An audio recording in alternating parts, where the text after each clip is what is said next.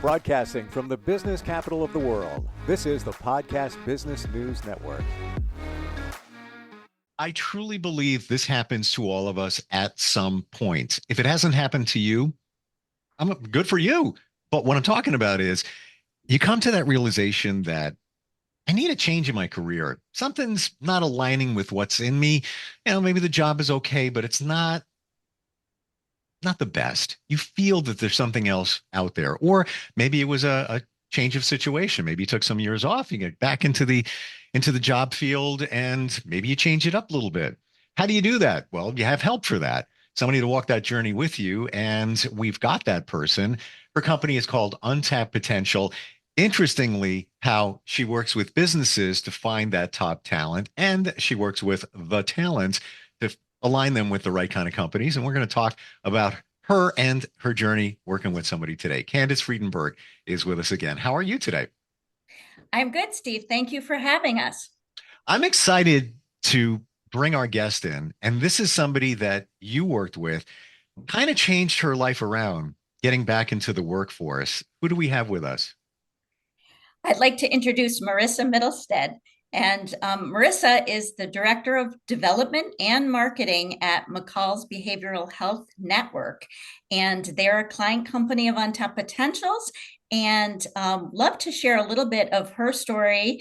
Marissa, why don't you introduce yourself and the strong skills you came to Untapped Potential with? Yeah. So Steve, as you mentioned, I pivoted many times and I had some time off. So, when I came to Candace, I was a packaging engineer who never wanted to work in that field ever in my life. So Can I ask what's a packaging engineer do? Right? It's a good question. Very good question. So I graduated from Michigan State University with a degree in packaging engineering. We kind of had a saying at that school, if you can't hack it, you pack it. So we were a lot of engineering kind of dropouts, so to speak. But what I loved about it, right, was that there was a business aspect kind of thrown into your science and, classes or whatever. And everything's packaged. You have to get something to point A to point B. And depending on who's using it, is it a chemical you're shipping? Is it, something that could break easily? Is it a windshield being shipped from Mexico up to Detroit? I mean, all sorts of different things, you have to think about when packaging. So very interesting. And it is an innovative field. I will highlight, we called it industrial engineering. Yeah. And when I was working at IBM with Bosch and Lomb, the blister packs were an innovation, the ability to store them at a temperature. So an engineer, that was his focus or her focus, because women could be in packaging engineers or industrial engineering. So it does have some innovation, new material science, things of that nature. Yes. And it was great. It just, by the time I was through my degree in college, like there was no turning back. I had to move forward. So, I was lucky enough to find a job purchasing packaging. I did that for 4 years, and I met my husband, and he was an expat. He's from Spain. So, we had to make some decisions. Like, he was going back to Europe. What was I going to be doing? And I tried at first to go back with him, with my packaging engineering degree, my experience in purchasing. And I was kind of pigeonholed into this, like, well, you need to work in a factory. And I didn't want to work in a factory. I didn't want to be an engineer. So I left, got my MBA, and then I worked in PR for a few years, which I loved. And then I had, two kids, and living in Spain and Barcelona, they were kind of using that. It was an American PR firm that I was working for, and they were using that place as kind of a low cost center. So my salary was very low. I was having a very high stress job. And I just said, you know what, I need to take some time off. Fast forward, we moved back to the United States, here in Connecticut, and 7 years flew by. And my youngest was going into kindergarten, and I knew that I wanted to get back into work. But how do you do that? I'm in a new market with people I, don't know a lot, have a lot of connections here. And thankfully, one of my friends introduced me to Untapped Potential and to Candace. And, she really, really changed my life. I'm intrigued to find out how we went from bubble wrap, if you will, to marketing. Side note, I own a marketing company, so it's kind of on my radar here. How did you find out, or how did you figure it out, Marissa, that aligned with you? That was a passion. I love telling stories. right? I love being able to take something that's kind of complicated, maybe a little messy, and then, making it, just easily digestible to people. And I've always enjoyed writing my whole entire life. So getting into PR was great. And then when I came, to this point where I wanted to go back to work, I realized like, what do I want to do? And kind of this marketing field, the business side of things, was very intriguing to me. But I also, as Candace will tell you, she asked me a very pivotal question in my return to work. And it's like, if you could do something and not make any money, what would you be doing? Like And if you light didn't bulb have went off. the burden of having to make a dollar, what will you do tomorrow? What blogs will you go to? What book will you read? What will you do with your time if you didn't need to make any money? Will it be with people, without people? What are the things you would do? And she had an amazing answer that it was an amazing pivot. Yeah, it was, I started thinking about, I think 5 years at the time we were into with I have a brother who has a mental health and substance use disorder. And my family, it was really, really hard for us to go through, what we still are going through. But I wanted to take my communication skills, my desire to be in marketing, and really just help families like be connected to services like faster than we were, and kind of know what to do, that there's help out there when you are struggling with yourself or a family member, some behavioral health challenge. So does And that the mean way I'm sorry, I didn't mean to cut you off. Are you working for a company now that does that?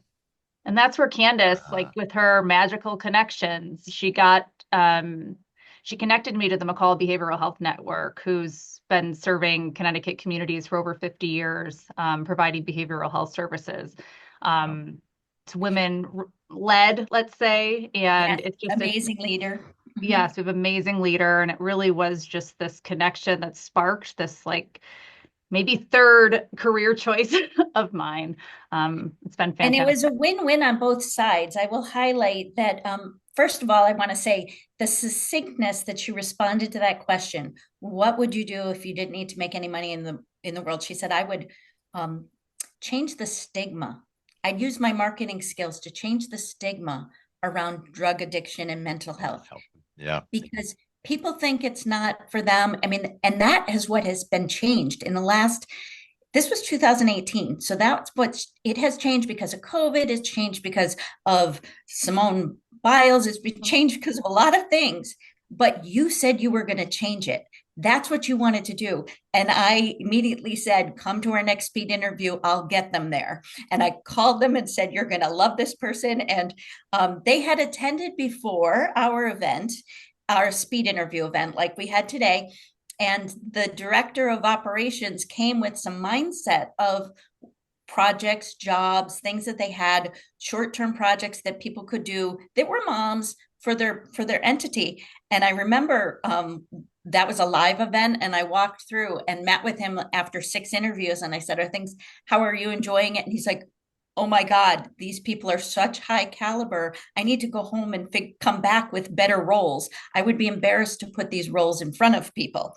So Wow. I called him and said, when you come to the next one, be prepared. And she launched right after that. And it was during COVID, it was virtual, and it was a great match because McCall's valued her master's in marketing and strict rigor around the 4 Ps and the 4 Cs and processes that they didn't have in their mode of having resources that fulfilled the marketing role. So she Hmm. really was able to bring them to a new level, I think. Well, I think we left off one of the P's is 5, and that would be Oh, okay. that would be passion. Yes. And that's, I'm so happy for you, Marissa, that how that Thank you. all came together. And I can relate. I'll share in like 15 seconds here. I started in radio at 17, got the dream job. I wasn't even 18. They let me learn the application. And I stayed there for decades. Big station, decades. It was time for me to go. Just they were going in a direction. That's not my direction. And then I'm like, all right, now what do I do? So then I started looking for jobs where I can help the community, like director of external affairs at a hospital and things like that. And I was trying, it just didn't seem right, but I wanted to do something community connected. And then somebody said to me, "Do you realize in radio you're doing that anyway?" And I'm like, "Oh, yeah, you're right." So I got back into radio. I still do that. That's, part of me, but I also do marketing and I also do podcasts. So I love that thought of what would you be doing if you didn't have to make money and support yourself?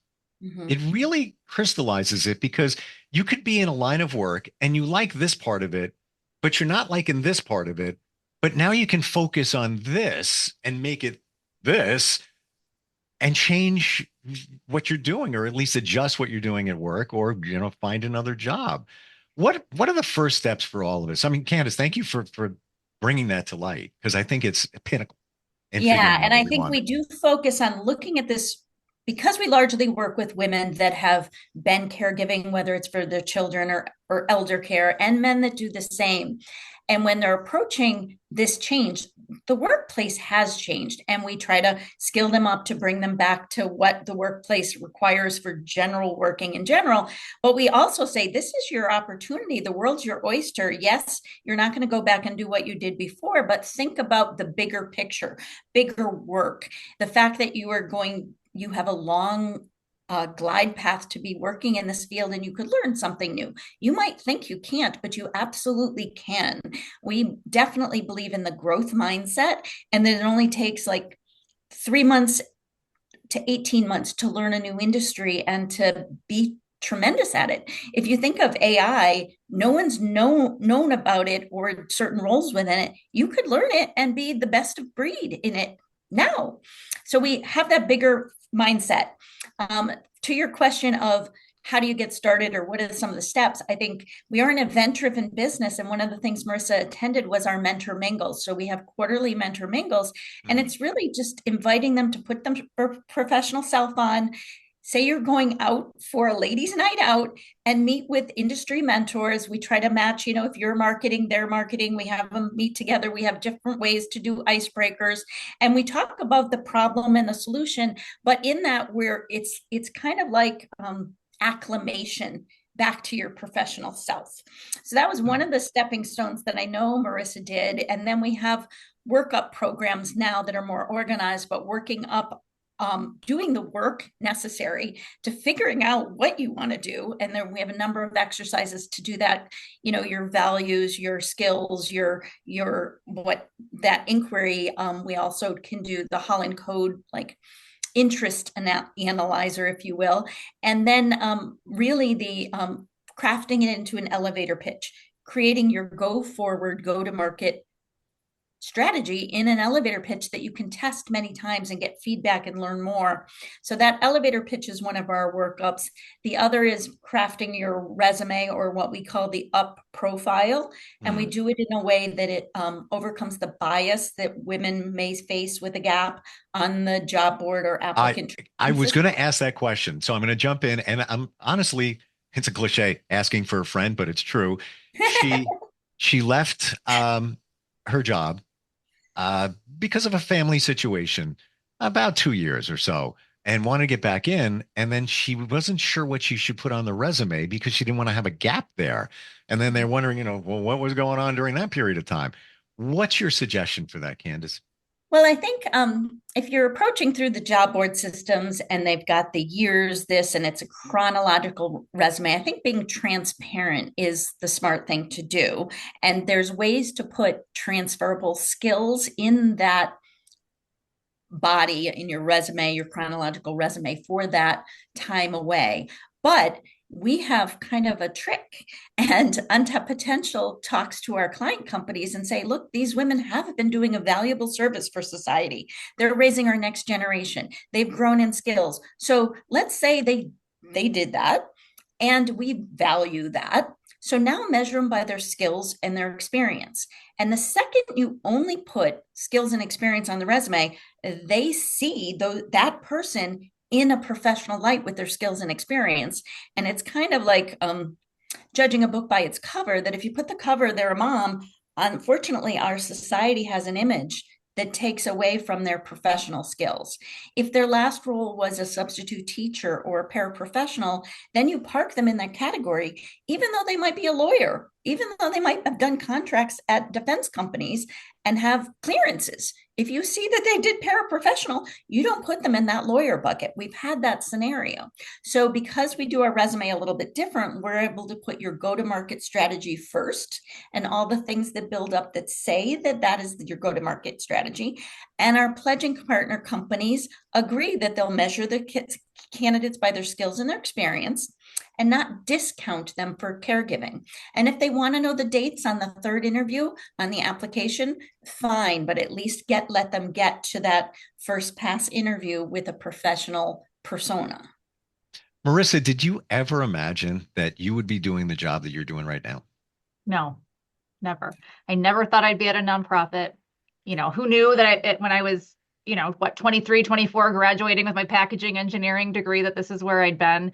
But really, like, without Candace and Untapped Potential, like, I don't know where I would be. I'm a completely different person today than I was 4 years ago. My confidence has grown, just this opportunity to be here today, Steve, like I'm just so grateful for all of it and for Candace and her organization. Isn't it amazing the journeys that we're on? And they say we reevaluate our lives, relationships, professionally, roughly every 5 years. So it almost sounds, within there, they say 5 to 7 years, and the 7-year itch represents the 2 years that you take before you take action, processing it.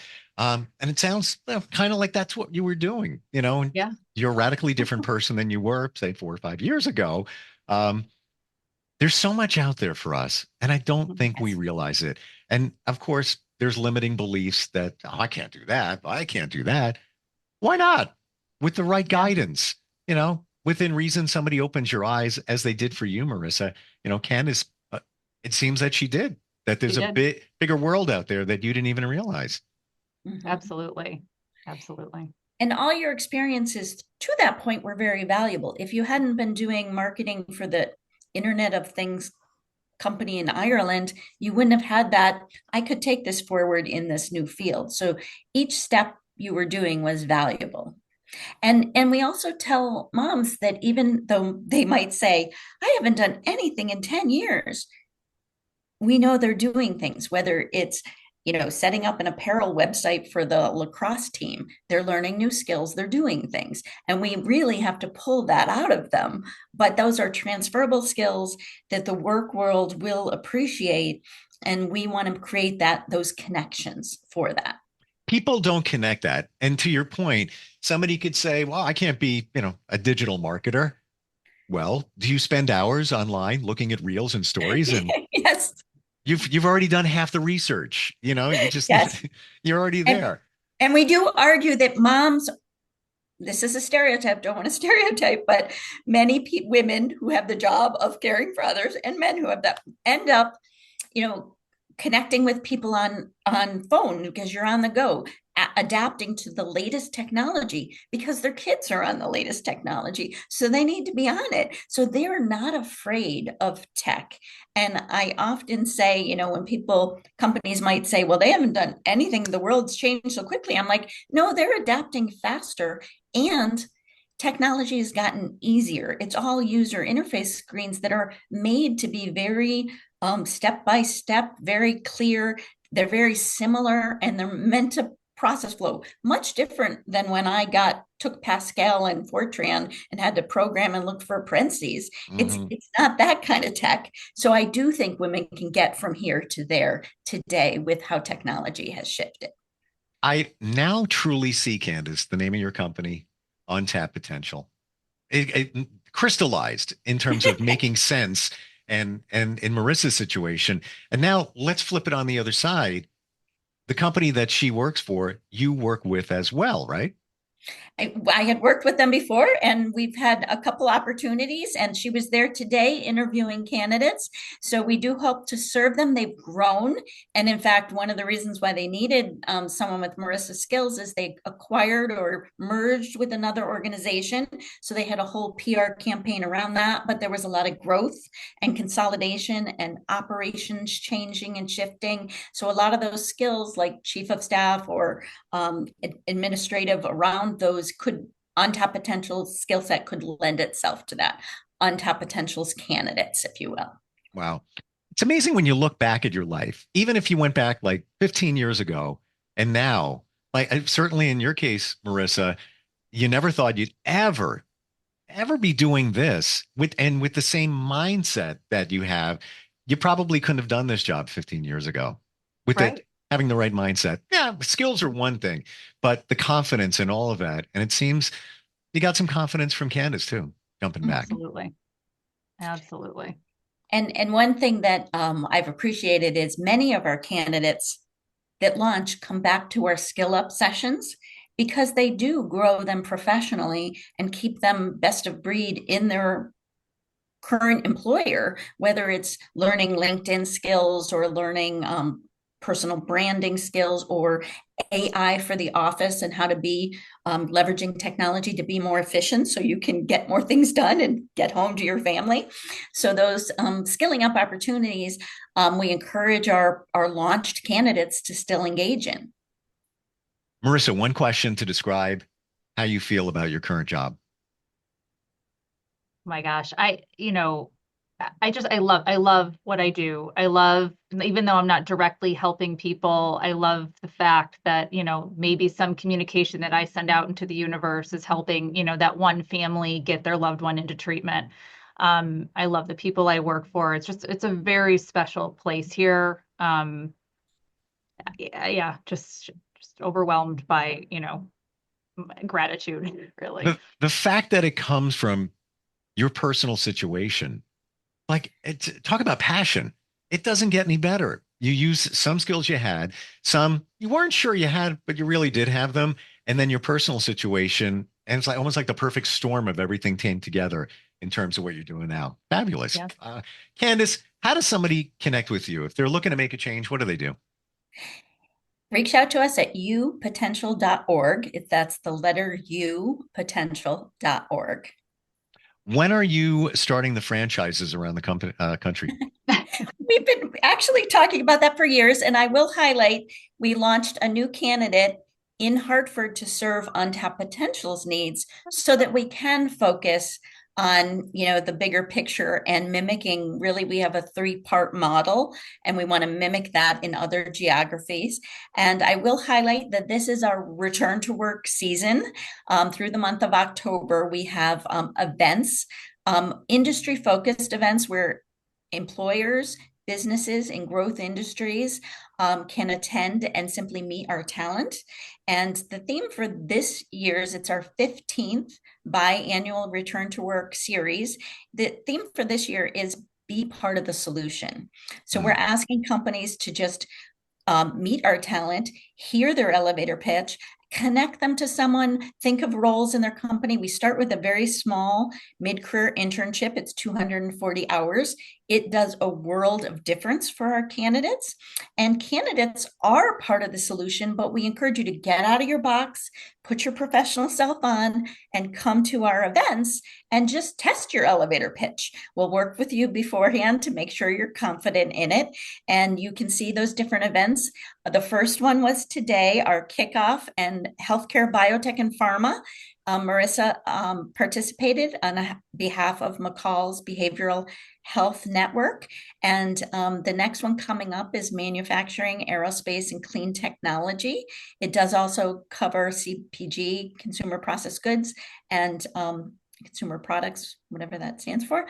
And we are excited about the companies that see the value in our talent, and we're excited about the strong talent that comes to the sessions.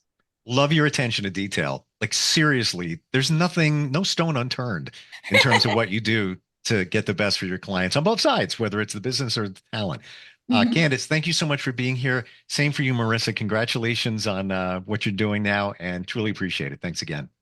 Thanks for having us, Steve. Thanks, Marissa. Thanks. We'll be right back. Are you looking for even more of the podcasts and hosts that you love? The Podcast Business News Network is proud to announce that you now have even more ways to listen live. Check out the MyTuner Radio, online radio box, and Simple Radio apps on iOS and Android, or find us online. Search for Business News Network on mytuner-radio.com, or search Podcast Business News Network on streama.com and onlineradiobox.com/US. Take your podcast on the go and don't miss a minute of the action.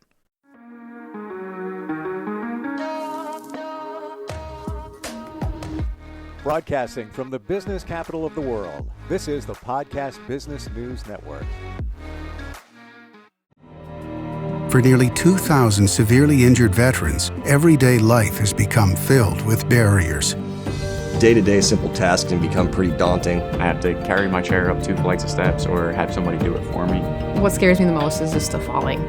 When I'm struggling with my house, I think, to have that one great barrier just knocked down, it's crucial.